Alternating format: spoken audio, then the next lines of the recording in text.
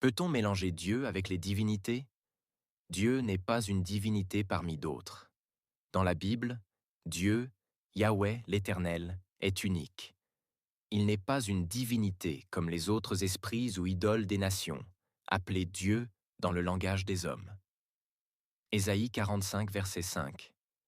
Je suis l'Éternel, et il n'y en a point d'autre. Hors moi, il n'y a point de Dieu. Les divinités des autres religions ou pratiques sont des esprits trompeurs ou des démons déguisés. 1 Corinthiens 10, verset 20. Ce qu'ils sacrifient, ils le sacrifient à des démons et non à Dieu. Christ n'est pas une divinité parmi d'autres non plus. Jésus-Christ est le Fils unique de Dieu, la parole faite chair. Il est au-dessus de toute créature spirituelle, ange ou divinité. Colossiens 2, verset 9.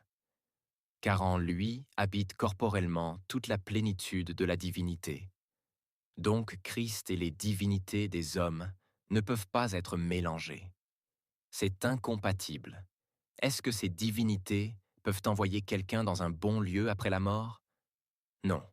Seul Jésus-Christ décide. Aucune divinité, aucun esprit, aucun démon ne peut décider où va l'âme d'une personne après sa mort. Ce pouvoir appartient à Christ Jésus. Hébreux 9, verset 27. Il est réservé aux hommes de mourir une seule fois, après quoi vient le jugement.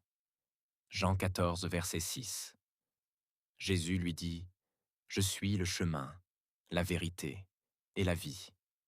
Nul ne vient au Père que par moi. » Donc si quelqu'un meurt en servant des divinités étrangères, idoles, esprits vaudous, les dieux de l'Inde, d'Égypte, etc., son âme ne va pas au bon lieu préparé par Dieu, car il n'a pas passé par Jésus-Christ. Est-ce qu'on peut être au bon endroit après la mort? Dans la Bible, il n'y a que deux destinations après la mort. Soit le repos en Dieu, le paradis, le sein d'Abraham, soit le lieu de tourment, l'enfer. Luc 16, verset 26. Entre nous et vous est fixé un grand abîme, afin que ceux qui voudraient repasser d'ici vers vous ou de là vers nous ne puissent le faire.